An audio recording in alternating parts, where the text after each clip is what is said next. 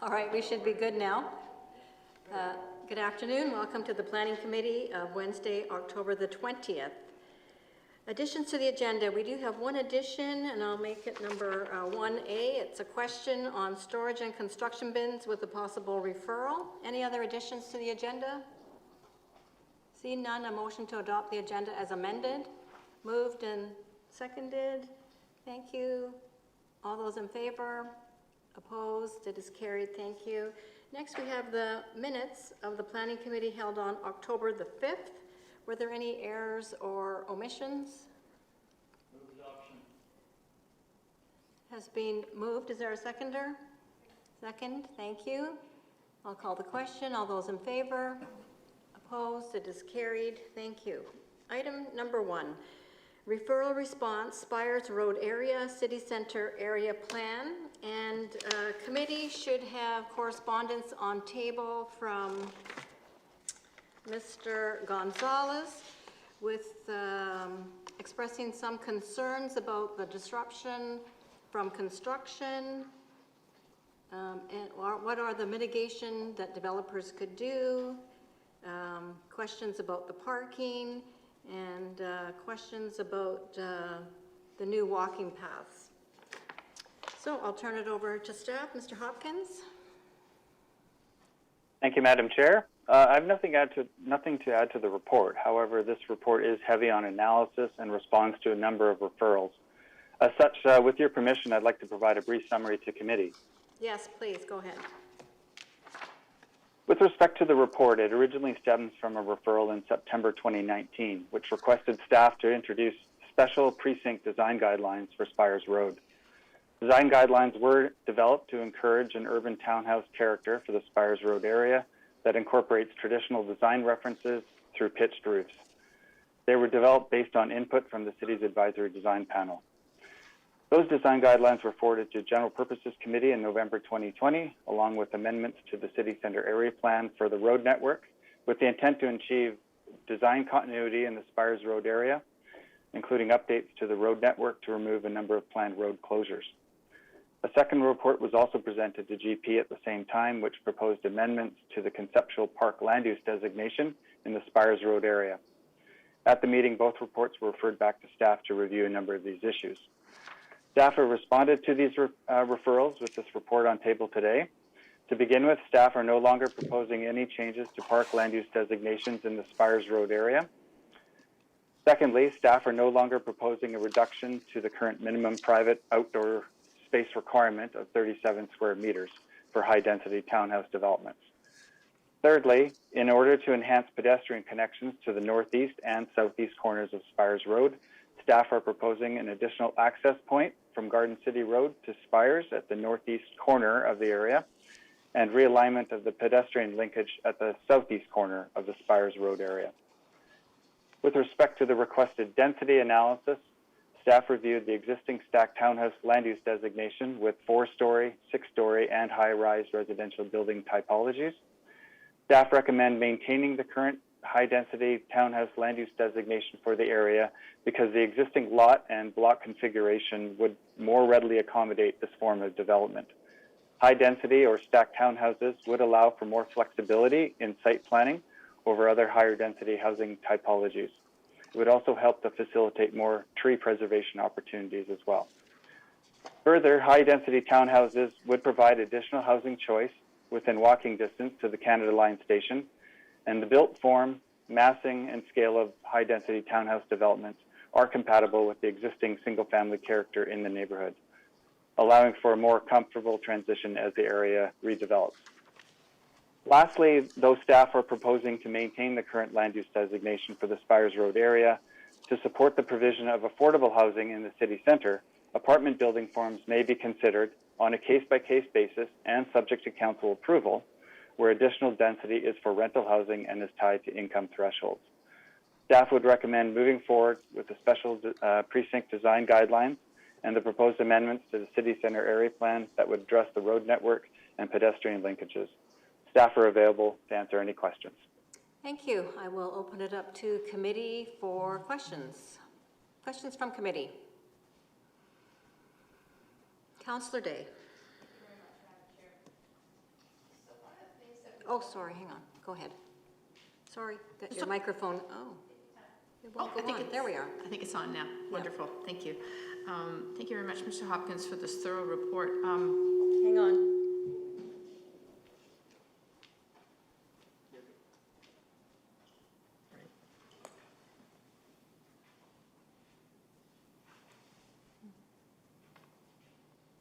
Oh, I don't have my hand up.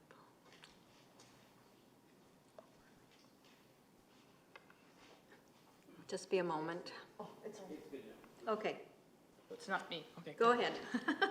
Thank you. Technology, gotta love it. If we stick with this plan, there wouldn't be much chance of having a rental tenure zoning in this area, would there?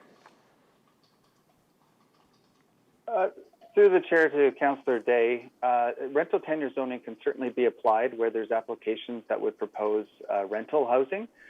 We can certainly consider density bonuses that would, any proposal that would have 100% rental housing and that there's an affordability component to it. That's where we would use the rental housing tenure zoning legislation, rather than pre-zoning the entire site for rental tenure.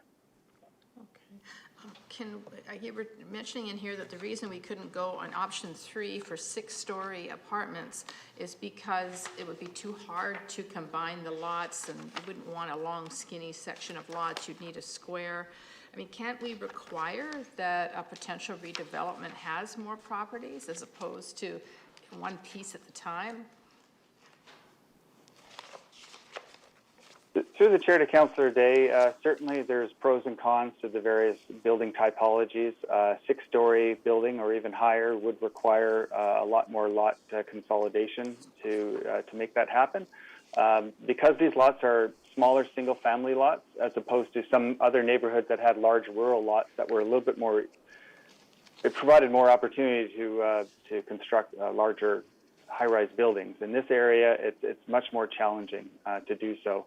However, having said that, like I say, with affordable housing proposals, we can certainly consider larger building or apartment style building typologies for certain areas within Spires Road, but certainly for the entire area to be 6-story or 8-story, it would provide some significant challenges. You bring up a good Madam point. Chair, can I? Mr. Ercik?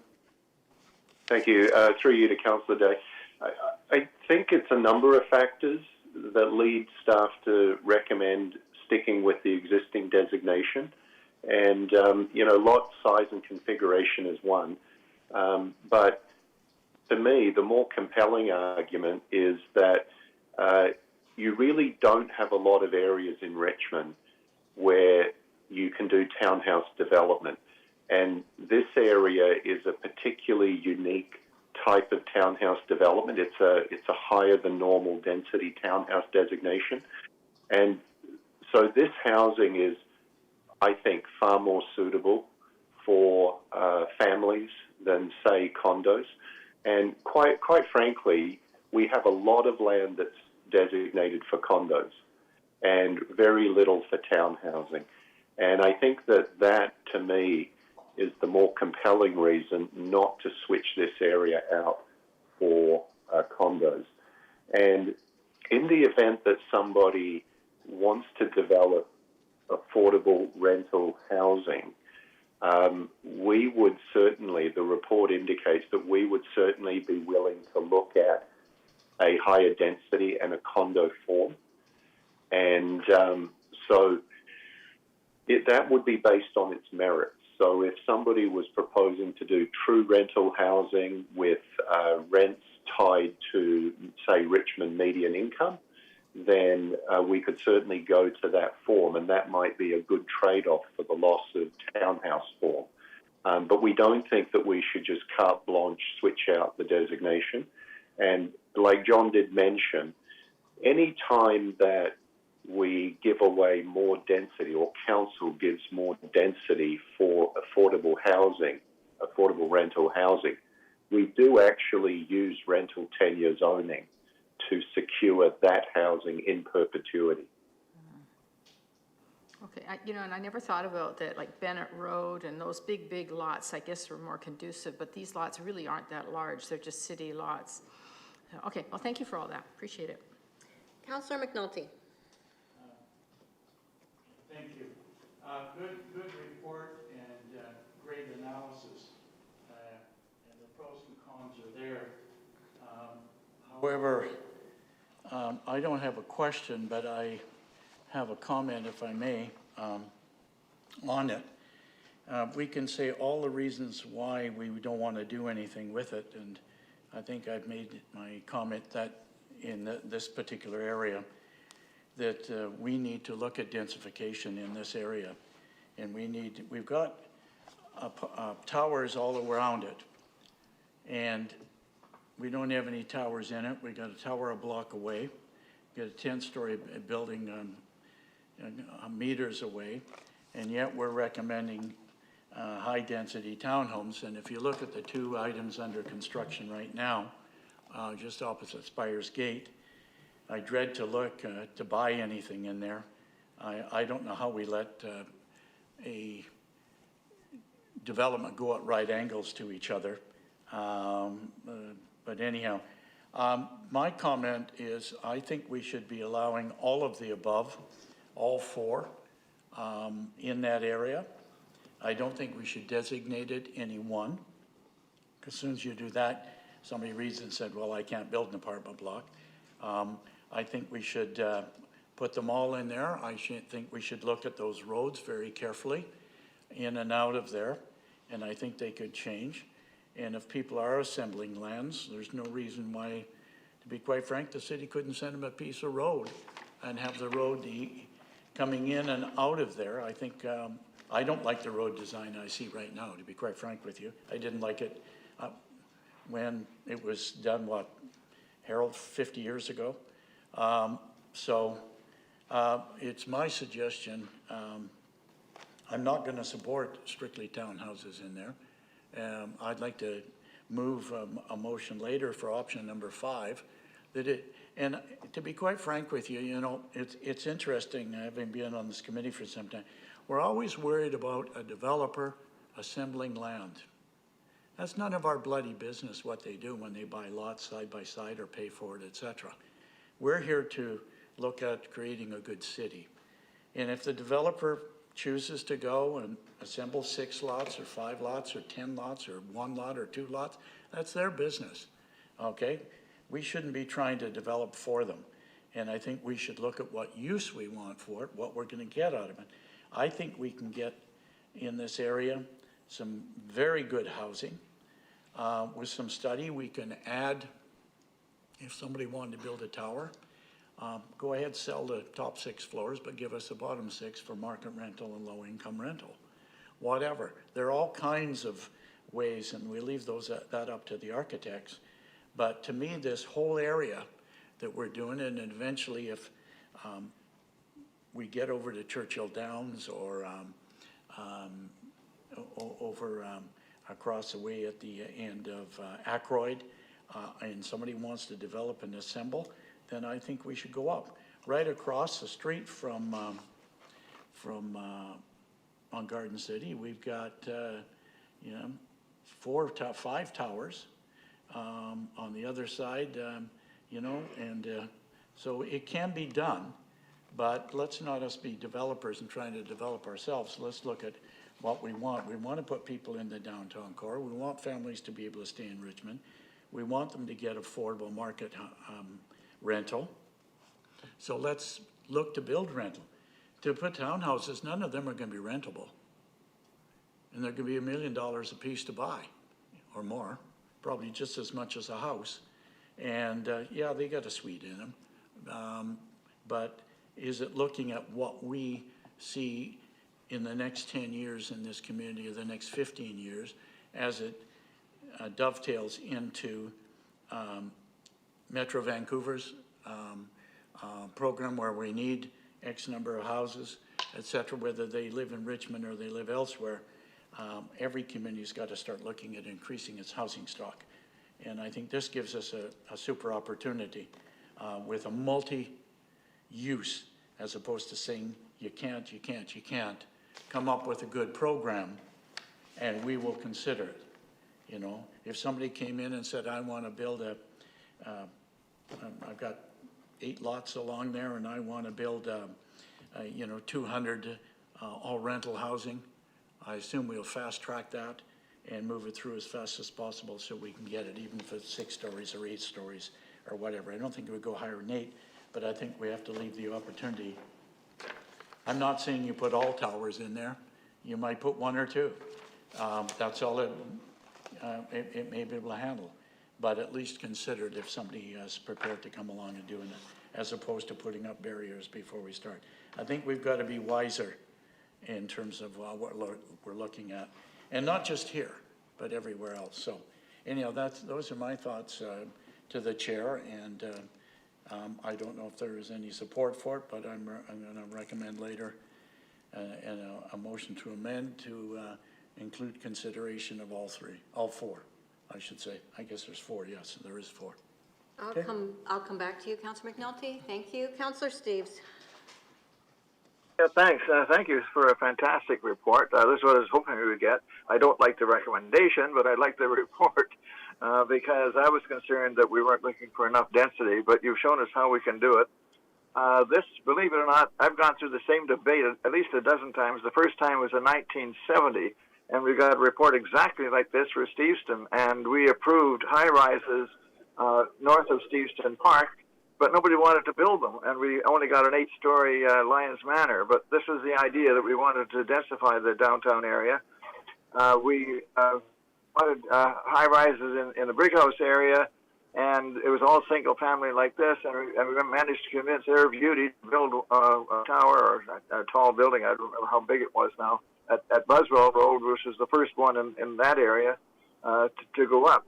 We rezoned Richmond Mall to get them to do it, and they wouldn't do it until recently. So it's interesting because I think that what we should be looking at now, we've got so many things in the community plan saying this is what you can do. But when I was talking the other day of taking new locations, we can get actually more affordable housing, more rental housing by saying, look, we'll go from here to something of much higher density. And I'd like to see this plan. Which was I prefer the high rises, and I would go high rises and 6 stories along Railway Avenue all the way to Steveston, which was planned 1970, and I think that having townhouses in the city center is wrong. We can redevelop some of the land a little further out for the higher density townhouses, but this is right close to the Canada line. We've got on Cooney Road, for example, at the northwest corner of Spires Road, we've got a 15-story building on one side of the road and a 14-story and a 10-story on Westminster Highway. You can start with that corner and allow the construction of high-rises there. You could extend Spires Road straight through the development and close off the existing north part of the Spires Road, and you could have high-rises the whole stretch along from Cooney to Garden City, and simply rebuild the road so it's Spires Road going through, and it wouldn't affect any of the properties south until we were ready to continue on. I think it was done in an orderly manner. You don't have to have a spot rezonings. You can say you've got to wait. We had some areas, I remember in the area around number 2 Road and Granville, we had some real problems there. We actually had half roads for years that developers would build apartments or townhouses or something like that, and you have half a road until the other properties were acquired. You don't have to have everything done at once.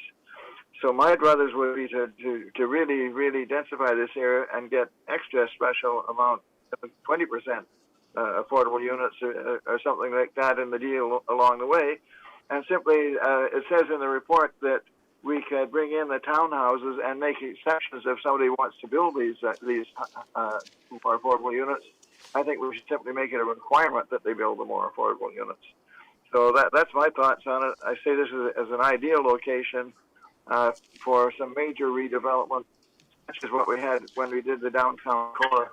Those 50 years ago, because the whole downtown core of Richmond looked like this at that time, and we had to go through all these problems at that time, and we got through them. We had one or two lots. In fact, we passed a rule that if a developer was coming in with a high-rise development, that they couldn't build it if they were leaving a single-family lot isolated from the rest. So you couldn't have one big building here and one there with a little house in between.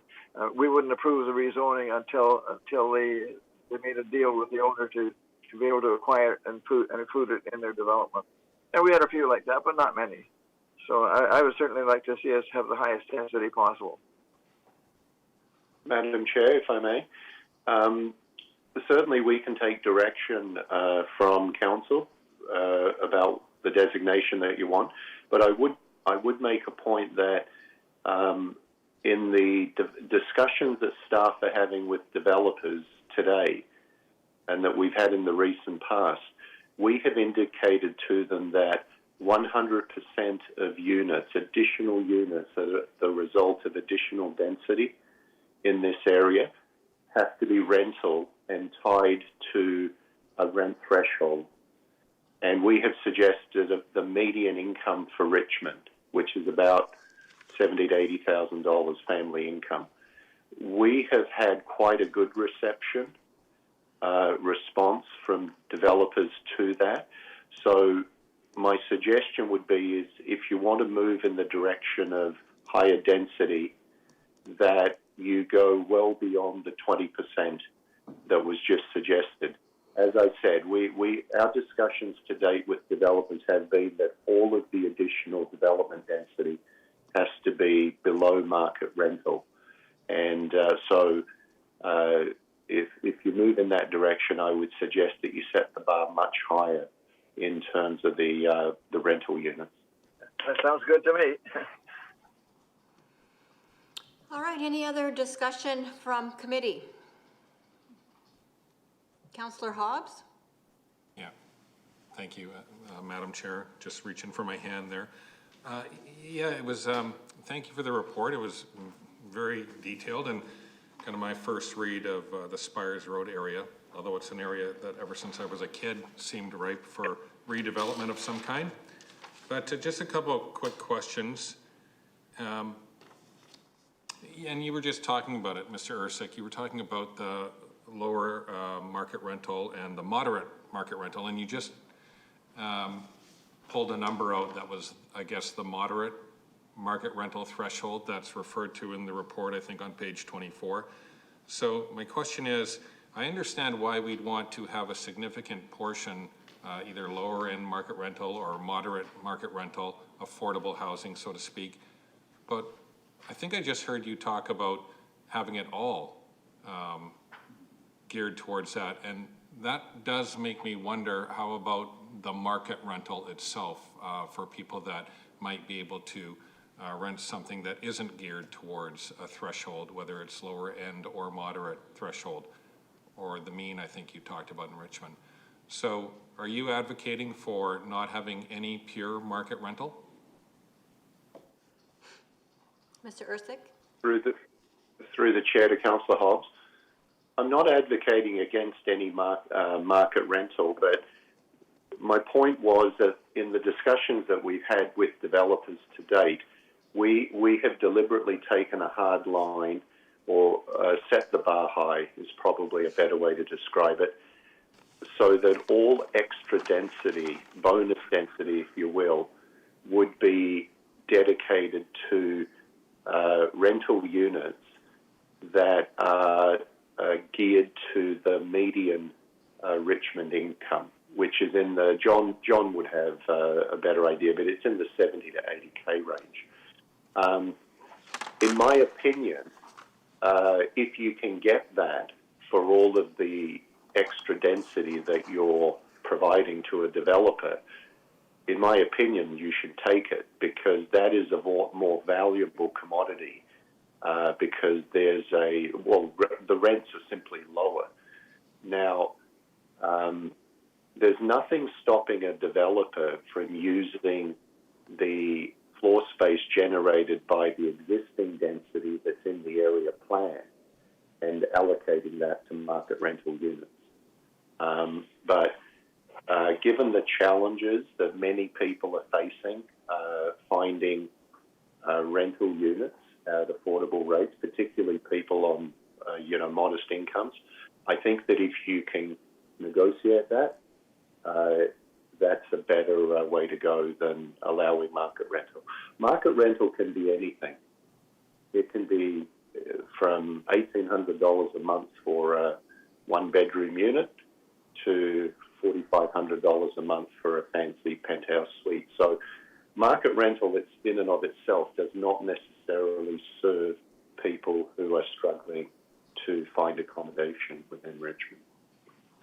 So just to be clear on that one point, you're talking now about rentals in the housing continuum. This is not low-end market rental. It is not market rental. I think there was, didn't we have a name for that? It was like the worker income or, anyways. So it's kind of in between then. Okay, thank you. Just wanted to clarify that. Continue, Councillor Hobbs. Sure, thank you, Madam Chair. Thanks for that explanation, and there's a logic to that, and it makes sense, so thanks for clarifying that in my head. Just a couple comments on the report in particular. I did like the fact that if that recommendation went through, it did keep the outdoor space that was mentioned, the 398 square feet, and I did like some of the aspects to it as far as the precinct design and the pedestrian movement, the increased access and the front door character and the planters and the landscaping. That all sounded very good. On page 33, just my last question is about parking and the requirement for parking, and I think later on page 55 it mentioned 1.4 as a ratio for parking, and that was part of the rationale or the justification / rationale for the proposal, the recommendation actually. And I just wondered, is that as low as the parking ratio could go, 1.4, or is there an opportunity, depending on the type of development, for a lower parking ratio? Because although that's outside the transportation area as defined in relation to the Canada Line, I do have to admit I find that actually enough as far as being close to the transportation and the Canada Line and all the bus loops in Richmond, just from the nature of the area. So the question is about the parking ratio. How low can you go? Through the chair to Councillor Hobbs. Yeah, it's hard to say how low you can go. This is as per our bylaw, and we have been trying to ratchet down some of the parking rates in some of these areas, particularly in proximity to transit. We have seen that it really depends on the type of units that you have in the building. If they're all one bedroom or studio units, typically the parking's underutilized in those buildings right now, and we feel we can go a bit lower. But if they're 2-bedroom and higher, we've found that the parking is completely utilized, and it's difficult to actually lower the parking rate. Oh, thank you for that. Thank you. Councillor Liu?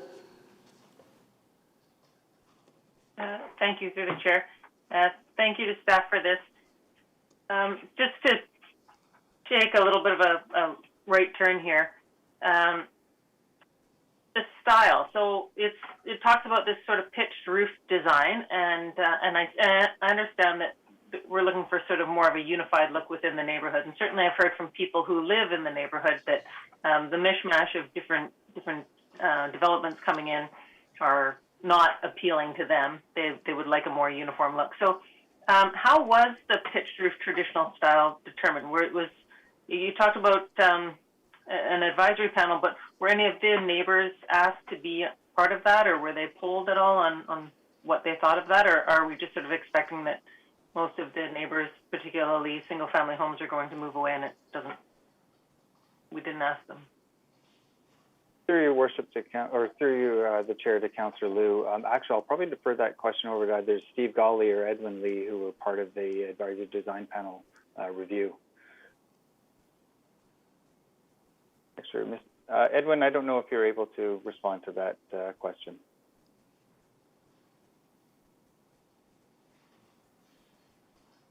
I'll take a stab at it. Oh, I see Edwin's joined, so I'll allow Edwin to speak. Through the chair to Councillor Liu, the pitch roof design was discussed at one of the planning committee meeting. I understand that was the direction from council that because of the first development in the area was a pitch roof design, we want to keep that continuity and directed staff to look into a more traditional character for the area.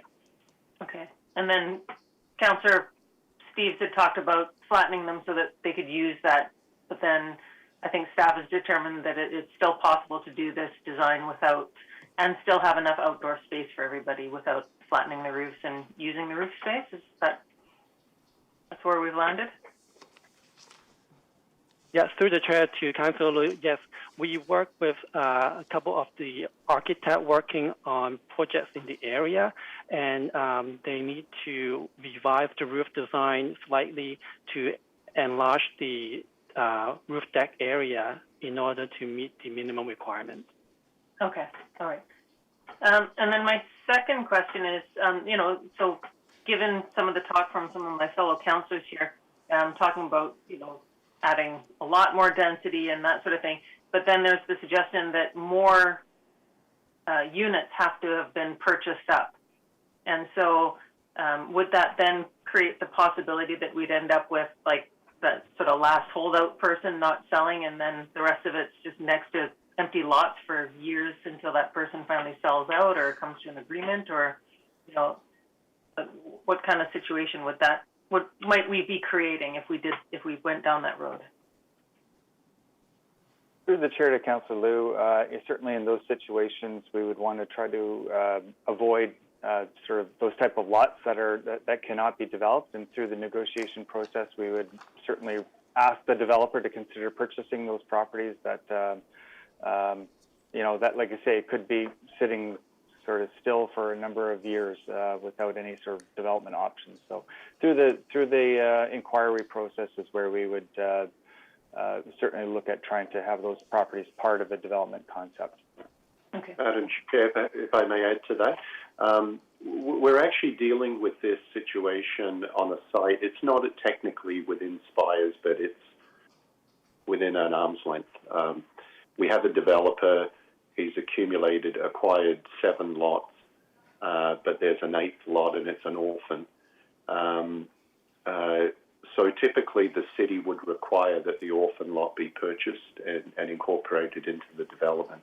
But sometimes it's just not possible. The developer, the owner of the lot is aware of the development, but is not willing to sell. It just doesn't work for them. So in that case, we ensure through development that there's a reasonable development program for that orphan lot down the road. And so that's typically how we've dealt with that. I would say, though, that it's easier to have that development plan for the orphan lot with the townhouse form than the low and mid-rise form. Right. It's easier to kind of finish off, in this case, the 8th lot, where when you're talking high-density townhouses with something that fits, than to try to finish off the 8th lot with, in a condo project. It's just not possible to do a condo development on such a small lot. So, I mean, we don't necessarily dictate what the developers buy, but we certainly have to look at what's left on the orphan lots and how they could be developed in a reasonable way and fit into the neighborhood. Okay. And then, but if a developer does get, say, like 10 or 15 lots or some huge chunk, and they do come up with something very different that has, a whole bunch of rental, whatever it is, then that's something that we can absolutely entertain. Oh, absolutely. But without locking it in by making it rental tenure at the beginning of the process. Is that what I'm hearing? Yes, absolutely. I actually think that guaranteeing less in the area plan and leaving more to the discretion of council puts you in a better position, because frankly, if you redesignate the area to say 1.4 or 5 FAR, which is like medium density condos, you're going to have every developer wanting to do 1.5 FAR of market condos. And so in a way, having having the baseline set lower and entertaining higher density development in a different form on a case-by-case basis, it gives you much more control. Because, the development industry has a pretty healthy sense of entitlement.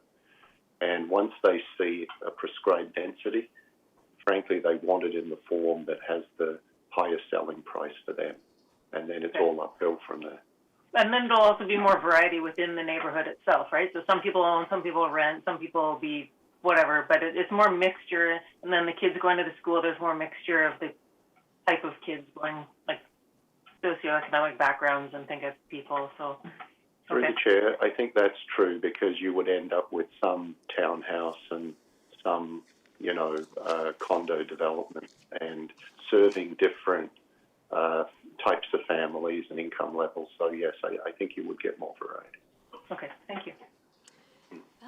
Before I go to the second round of questions, I have a couple of questions. Now, Councillor Liu mentioned neighborhood consultation, and for some reason, the Spires area has garnered a lot of attention, and, we spent a lot of time on it. Have we ever had neighborhood consultation? I mean, it seems this really is an area in transition. There is building going on in there right now, and there's people who want to stay there for a little bit longer, as evidenced by the correspondence, that we had on table today. To the chair, there hasn't been, I would say, thorough consultation with the neighborhood, largely because we were looking at more design guidelines that were going to make the neighborhood more uniform. It wasn't changing the actual land use designation. The proposal that's in front of you tonight or this afternoon has road configuration changes and pedestrian linkage changes. With that, if this does proceed to public hearing, we intend to notify the entire neighborhood of the changes, and there would be an opportunity to provide comment. If we are looking at any type of land use changes or density changes, which are not on the table today, but if we are, we would definitely consult with the neighborhood before bylaws are prepared. All right. Now, I do agree with some of the comments about the proximity to the Canada Line and to like the SkyTrain and to buses. And I could imagine a little bit more density. I'm not sure. I don't think I'd want it all towers. I think that you could do a mix of different kinds of density. I appreciate that townhouses are, we are building a lot of townhouses in other parts of the city on the arterial roads, and they are, one type of housing in the housing continuum. Anyways, I'll leave it there for now and open it up to the second round of questions. Councillor McNulty. Thank you to the chair. I'd like to follow up on staff comment, if I may, and that's in terms of the additional density that's geared to income. That was below market rental. I think the answer I got, Andy got, does that mean Lemur? No. To whoever? Does that mean low income? No. To the chair, to Councillor McNulty, it would be similar to a Lemur, where it would be geared towards an income threshold. I guess. Okay, thank you. I guess on that one, I don't think we should be designating one. I think we should have all our rentals in there. I think you should have Lemur. I think you should have market rental. What about our average kids that have a salary, etc., that aren't on income subsidy, aren't low income, but make a decent wage? I think we need to have that in there. I guess we don't have a lawyer on it.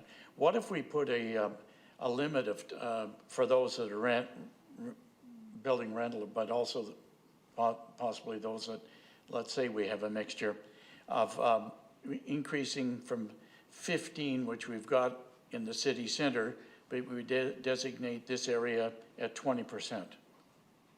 Could that be done without jeopardizing everything else we've done in the city center? Madam Chair, it could be done. I mean, anything is possible. I don't think you're going to end up with all the same housing in all the same type of housing or the same income housing within these developments, because the base density entitlement, which is about 0.9, John, is that right? 0.9 FAR. That's going to be market ownership or market rental, and it's only the additional density which might be, if you went to 1.5, it might be 0.6, so it's less than, the base entitlement. That would then be something similar to Lima. It might be a little bit lower actually, or it might even be a little bit higher.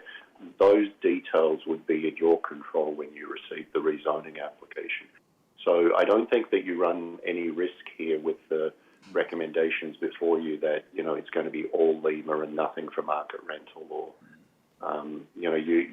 you will actually get a mix, because what staff have been talking to developers about is the extra density being, rental and rent level managed.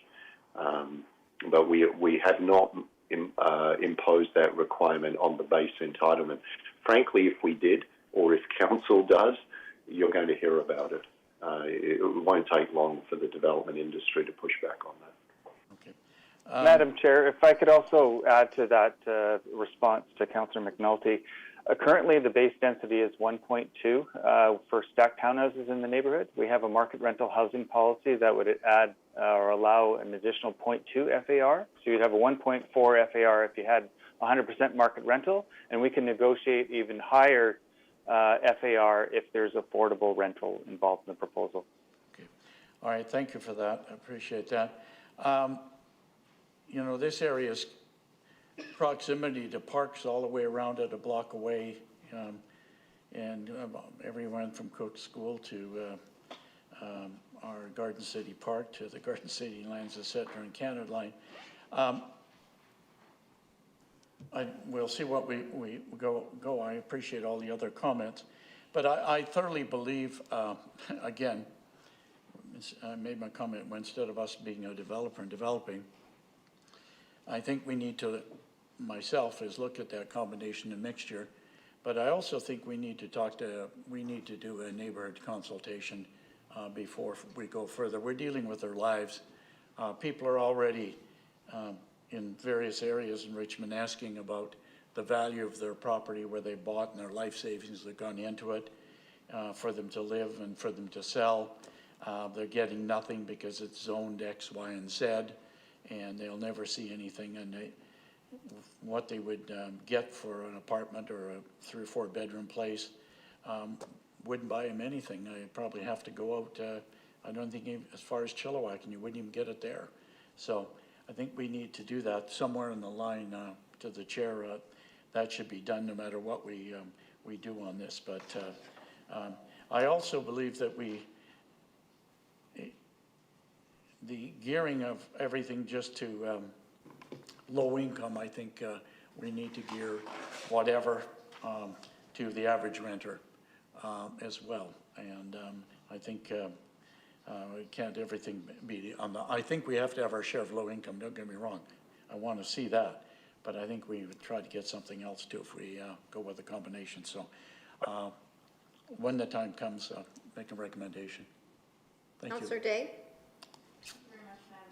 So I'd like to look at the map on PLN 44. It's a conceptual pedestrian link map, but if you look really closely at Westminster Highway, I note that there's a number of really large lots. Obviously, these are apartment blocks that have a line across the back. Is that a potential future road that could go through? To the chair, to Councillor Day, that would actually be a pedestrian linkage rather than a road. Okay, so I believe it's the dashed line you're talking about. That's no, on the map. No, it's a solid. Oh, my mistake. It's a solid line. You got Westminster Highway, you got those big condos, and then you've got, and it almost looks, and this road goes through to the west side, just north of Saba, and then it continues past into just past Cooney, and then it stops, and then it starts and it stops and it starts and it stops. So it's an east-west road is what it looks like. Is that the plan? 44. Through 44. through the chair to Councillor Day, there is an existing rear lane that services the apartments that front to Westminster Highway. All right, so my question is, obviously there's an easement on all those properties on Westminster Highway on the south side of their lots, and you can see the line. It's like 1, 2, 3 sections. And then I note that the section, the northwest corner is T5. It's, according to the other map on page 47, is zoned urban core or urban center, and that's at 25 meters. So you're going to have 25-meter high construction right on the corner of basically Saba and Saba Extension. So why do we have to zone it all one thing? Why couldn't we say the north side of this Spires area that backs right on to where this road allowance is on Westminster Highway? Why couldn't we make that high density condos or whatever, and then make the area closer to Cook Road, which is all townhouses, high-density townhouses? Like, why can't we stage it up? So the further north you go, the higher density you have, because we've already got 25 meters coming in right at the corner where those 3 pie-shaped lots are on the corner of Spires Road in the northwest section. And we've got the road allowance. So can we get a little more creative?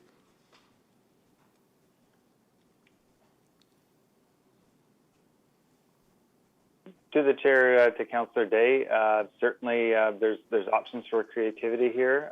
These certainly would require changes to the current bylaw, and it's certainly at the discretion of committee.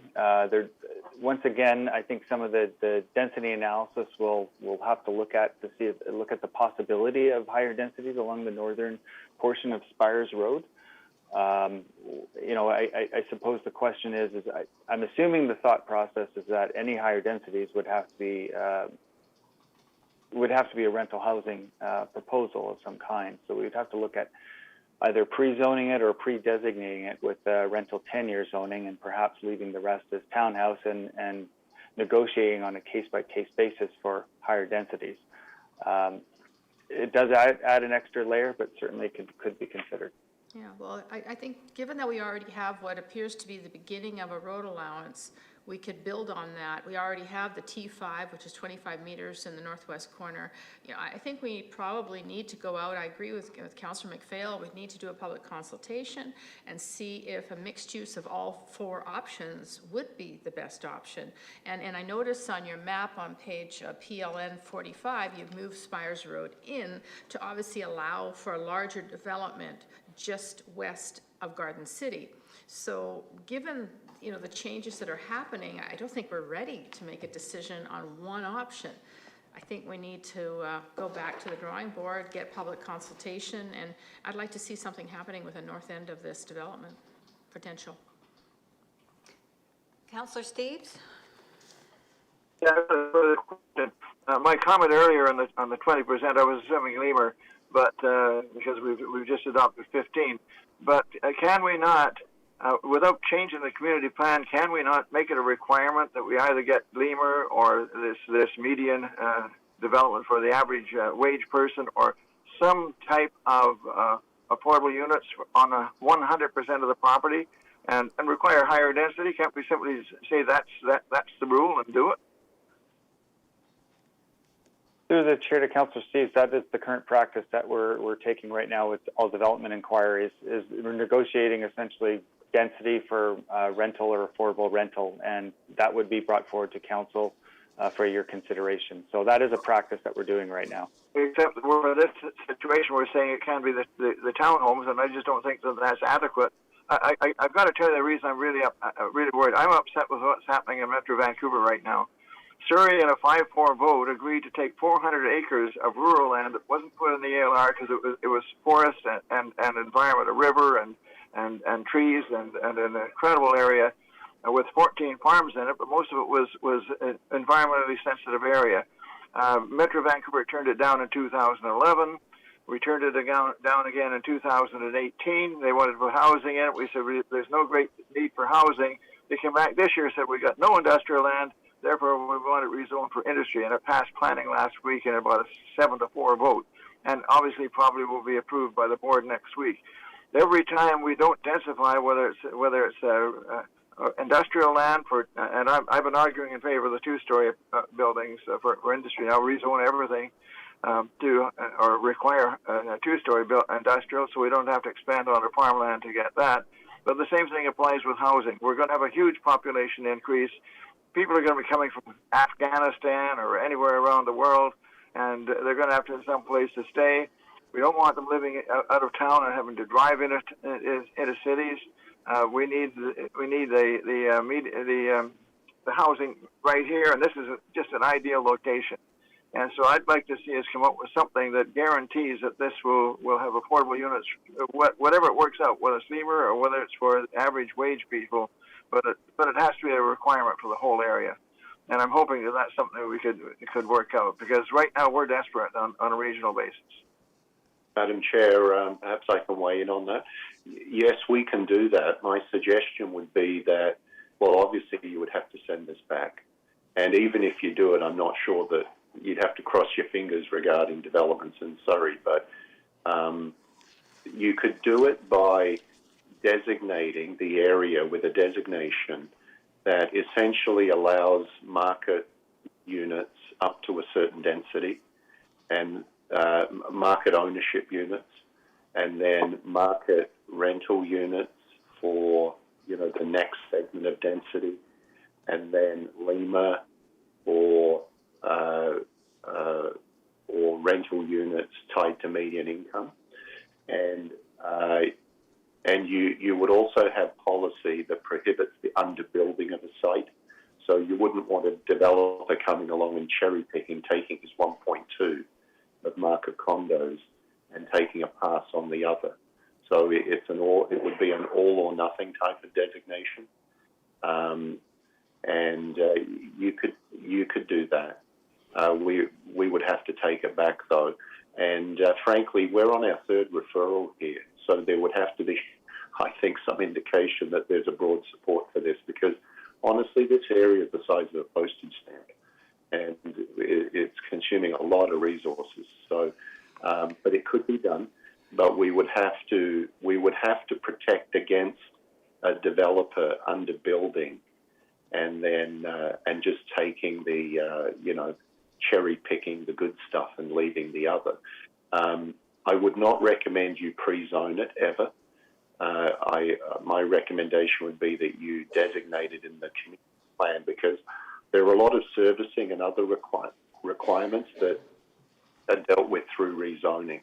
And if you pre-zone it, you'll be stuck with a headache on roads and pipes and all of that sort of stuff. But it can be done. We would just have to take a different approach and receive direction. All right, thank you. I don't see any other questions right now. Councillor McNulty, you indicated you had a referral? Yeah, I don't know whether to refer it back or put it on the floor, but I'd like to... I think staff said they needed a Yeah, referral back with some... I'd move a referral of the document back to staff to examine a combination mixture on option 5 of the aforementioned, and that staff undertake a neighborhood consultation with all 5 options on the table, and then be brought back to committee.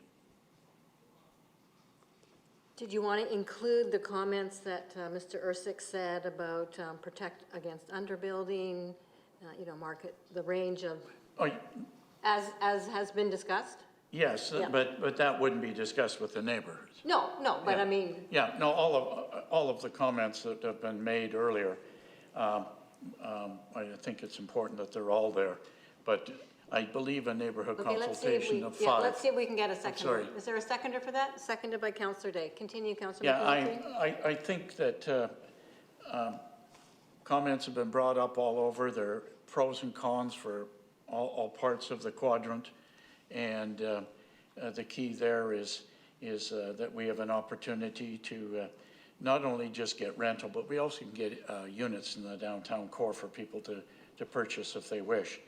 And it's one, I know it's not that big, but it's one of the last ones that it's so supposedly under development. But we also have to protect the integrity of the neighborhood that still wants to live there. And we're talking down the road. We're not talking it's going to be developed tomorrow, et cetera, and everybody's going to sell and move out. Those people have been there a while. They're going to live there for another 10, 15 years, and that's what we're talking down the road.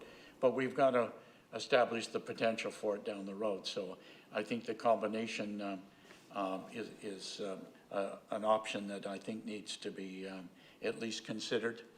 Whether there's a high-rise build down there once or 5 9-story apartments somewhere, whatever it comes out as. And I think with the principles that we have the additional bonus density, I think it has to be geared to market or to rental. It's the only way we're going to get it. And I can see the 70 to 80,000. But again, I'm concerned about the people that are making less than 40,000 or less than 20,000 or 30,000 and some 20. We want them to be able to get some units to be able to rent something as well. Your server at White Spot only makes $8.50. At a certain establishment in Richmond only makes $8.50 an hour wages and has to get the rest in their tips. Have to come in from Cloverdale every morning to work. That person used to be a Richmondite. It would have been nice if they could live in Richmond and continue serving all of us as we're doing it. So anyhow, that's something I want. So anyhow, that's a referral.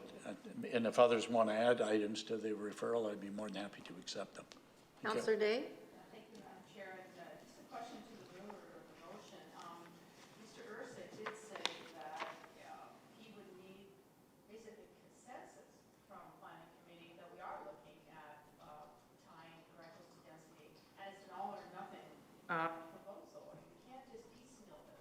We've got to make a decision that is this going to be an urban center, and is that what you're moving forward with? Is that an all or nothing, like it does rezone the whole thing or allow for high density for rentals, or no? Maybe we could get Mr. Ursic to speak to that again. I think Councillor McNulty said to examine a combination mixture of all the 4 options. So on option 5, he called it. So that's my understanding, that staff would be looking at all the densities that are mentioned in the report. Right. I'll have a question of Mr. Ursic. I know there's other speakers, so. Did you want to ask a question now? If it's okay. Sure, go ahead. Is that referral strong enough, Mr. Ursic? Through the chair, it may be. The way I'm hearing or interpreting what I've heard is that you, on the referral, you would like us to review the entire Spires area and craft a designation that allows a different form, condominium form, higher density with different segments of that density targeted to certain types of housing and rental unit type. And so the way I would interpret it is that you would no longer have the choice of doing a market-only townhouse project, because that would be the cherry picking that I referred to. I think that if you move to condos with a significant requirement for rental, and you allow someone to underbuild with townhousing or even lower density condos, I think some developers will be inclined to do that. So I think you should close the door on that and require developments to stick to the densities and the unit types. So it's all in. That's how I, at this stage, would interpret, the referral. Would that look at 20% rental then? Is that the number you were thinking of? Through the chair, it would actually be, it would actually be more rental than 20%. because if you look at some of the common examples where, you know, you're allowed the one, John, what was it, 1.2? 1.2, that's correct. 1.2, we would be moving to, you know, up to 2 FAR, which is in the order of an 80% increase. So I think that the rental units, all of that extra density would be some form of rental unit. And so you'll be well beyond the 20%. And frankly, I think that's a good thing. You know, I don't think you should limit it to 20%. I think that would be creating new development potential for the development community, but not taking enough back for it. Right, thank you. Councillor Liu? Thank you, through the chair. So question to staff. So if we send this back, then, you know, we can discuss changing the whole thing, but you're suggesting to have like a minimum floor of what we're having. So minimum would say be 6-story buildings or something, and then you'll come back with something. Or if we were just to move forward with what we've got and then re-look at it in a year or 2 years or something, to see what starts coming forward from the development community and what people are choosing to build, given that there is the latitude to keep going up. So there's always the ability to request for more. And so if the market will bear concrete 24 stories, then we're happy to consider it. But if the market's not, we're not sort of pre-zoning it in such a way that it's just going to sit for 5 more years before the market catches up to it. Is that what I'm understanding? Through the chair to Councillor Liu, yes. I mean, there are a couple of, as I see it, there are a couple of approaches. You could run with what we've recommended, which sets the base at townhousing, and we would continue to negotiate for more density and all of that extra density targeted to rental. So that's one approach, and you could take a look at that in a year or two and see how you like it and whether it's working. The other approach would be what I think the referral was about, and it would actually prescribe the development, a higher density of development, but it would prescribe the components of that development in terms of market condos, market rental, and then income-controlled rental more precisely. I think the difference between the two is, if I'm hearing the referral or interpreting it correctly, the referral would no longer allow a developer to just come in and build market townhouses on a site and not do any of the other stuff. So I think that, to me, that's, at this point, that's the essential difference between the two approaches. If you just move ahead with what we've recommended, developers will have the option of just doing market townhouses and not the extra rental housing. If you refer it back, and if we've heard you right and we nail this, then in order for any development to occur on a property, a developer will be compelled to provide the rental components as well. Okay, would they be sort of holding out until they can do, say, something that is 60 units or better? Because, like, they're looking at sort of a similar property within the city center area plan, then essentially they're looking at building 60 plus units. So they're not sort of even back again if the site's only going to hold 24 units, then they're going to look somewhere else and keep going, wouldn't they, or, right. Or would they not? So the number of units in the project will just be a function of how much land the developer assembles. If they assemble a bigger site, obviously they'll have more units. I think that you will get takers for both areas. Let's say you have a development site with 100 units in this location and 100 units in city centre. The 100-unit site in city centre with fewer restrictions will be worth more, and it will appeal to some developers. In this area, because you're adding development potential, but you're tying it to rental unit provision, it will likely be worth less, and it will. So for some developers, the land component will be lower, which might be an advantage, and it will likely also appeal to a developer that is either interested in sticking around to get a rental return over time, or a developer that's willing to take the risk that they can sell those there would be housing agreements on these units that they could sell the rental units to a third party. So I think you'll get takers for both. But I think that the important principle here would be that whenever City Council creates new development potential, you tie that potential to the provision of rental housing.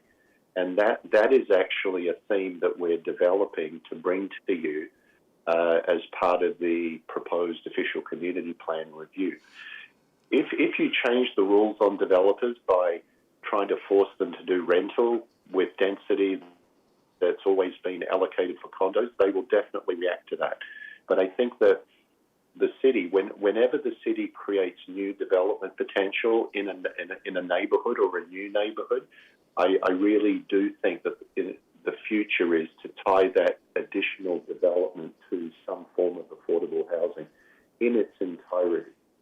And so, in a way, this would be it would be almost a trial. It would be what do they call that? A warm-up Pilot project. Beg your pardon? It's our pilot project. Yeah, pilot. There you go. That's what I was looking for. Yeah. See, we're already thinking along these lines, and so I think that clearly most of you want to see a different form and more density, right? And we can live with that, and as a staff. And so the question is, how do we craft something innovative where you're not giving away 80% of the new density to just build some more condos? Okay. Thank you. I don't see any more hands up, so I will call the question on the resolution that's on the floor. All those in favor? Opposed? It is carried. Thank you. Good discussion. Okay, Councillor Day, you have a question of staff. Yeah, sorry, let me get... And construction bins. And so what we've seen is that there are many homes in Richmond that have bins for years and years and years, and we certainly just dealt with one on Severin where there was 2 bins for a multiple of years. Now, normally a person would get a storage bin because they're doing construction, and that's why I brought this to the planning committee. So I'm wondering if there is a bylaw that would require or that a bin must be removed within, say, for example, 6 months, or whether there isn't a bylaw. And if that's the case, I have a motion I'd like to make. Is anybody on staff able to answer that question about are there regulations around the time limit of bins on private property? Madam Chair, I don't believe that we do have, and we would need to consult with bylaws department in any event. So I think you should, for your purposes, you should assume that we don't have a time limit on bins. Okay, then I'd like to read my referral, if that's okay, Madam Chair. Sure, go ahead. That staff look into the maximum time a residential property can have a disposal bin or storage container on the property. That staff look at creating a bylaw that limits the time a bin can be located on private property to potentially 6 months with a possible 3-month extension, and that the owner would be required to register the bin with the City of Richmond and apply for extensions as necessary. And I have my rationale. Okay, I'll look, is there a seconder? Seconded? Continue. Yeah, thank you. So the city has had problems with residential homes hosting large storage bins and disposal bins for years at a time. And occasionally these bins become external storage or permanent fixtures. And while a bin is necessary for construction needs, at times they become permanent and hoarding and other detrimental effects to the residential neighborhood. So residential areas are zoned for a particular house size, and the bins often exceed the FAR allowance, and they're unsightly. The area under the bins attracts rodents and other wildlife, which is a safety concern and a health concern for the adjoining homes. And on top of that, the storage of flammable materials in the bins, which is what we saw in Severin, is a safety hazard to people and homes in the area. So I would move that we refer this to staff to So it's find moved, out. yeah, it's moved and Oh, seconded sorry, already. of course it is, thank you. Great. That's it, Councillor that's all I Liu. wanted to say. Thank you, through the chair. I'd like to make a comment, and then I'd like to make an amendment. I think that maybe 6 months may or may not be enough. I know my parents they've been in the throes of selling a house, so they had a pod in front of their house and packed it full, sold their house, and they've had to have an extension on staying in their old house because the new house isn't ready. But, and so that might just push them past your 6 months. So I know there's people who, in all good intention, or have these pods or storage containers or whatnot in front of their units. You know, I know some thrift groups have had used storage container and that kind of stuff as, you know, sort of some extra storage or some ability to move stuff or that sort of thing. And maybe we're in support of that kind of thing. I also know that there are some commercial or retail places, especially down in Steveston, that have had those shipping containers behind their places for years and years and years, and some are old and rusty and whatever else, and certainly they're not, I don't think they're permanent either. So my amendment would be to include commercial and industrial spaces in that referral. How does the mover feel about that? Well, I'm nervous about making this too broad. Can we make that a separate motion? Well, I think that, Like on commercial property, many businesses do have containers, and maybe there's a very good reason for them, and maybe, you know, on commercial property, it's a different situation. So, I don't know. Well, then, shouldn't there be a permitting process the same? And if staff comes forward and suggests that it could be multiple years that they get it, that's staff's recommendation. But at some point, like, just because you're a business doesn't mean you can park a shipping container forever. I agree. I mean, and I think that supporting the motion this is just a referral, and the 6 months is just potentially. I'm not stuck on that number whatsoever. Obviously, staff know better than I do, and I just think that we need to look at it, because as I was driving around the last 2 weeks, I just can't believe how many houses have containers in front of them, and they've been there a real long time. Madam Chair, if I may, we could take a broader referral but deal with the different land uses in different ways. Okay. You know, the residential situation is probably quite different to an industrial project or a commercial site. so if we take out residential, so it says staff to look into the maximum time a property, would that do it then to make it more broad? Madam Chair, yes, I think it would. And clearly we're talking about not just bins, but, you know, those shipping containers or whatever we call them that people are using for storage and housing and gosh knows what else. So is the mover and seconder all right? We'll just remove the two places. There's one place that says residential property, and then it says private property, with the understanding that staff are going to take a broad approach to look at the different land use. Sure. I'm okay with that. That's reasonable. Great. Thank you. Thanks very much. Councillor McNulty, you had your hand up? My comment here, when we talk about storage of construction bins, we need to define them, and we leave that with staff. And I support the changes. All right. Councillor Liu, did you have another comment? No? Oh, your hand is still up. All right. Seeing no further discussion, I'll call the question. All those in favor? Aye. Opposed? It is carried. Thank you. And I believe we do have a manager's report. Mr. Cooper? Yes, Madam Chair. Just a very short report on the need for enhanced solid surface hoarding around the former atmosphere site or the present atmosphere site. So So staff had been concerned about climbing hazard of the existing hoarding, and we have compelled the owner of the site to construct around the perimeter 8 feet high solid surface hoarding that's been engineered. We anticipate that the construction will be starting by the middle to end of next week. Thank you very much. And I believe that is all the manager's reports.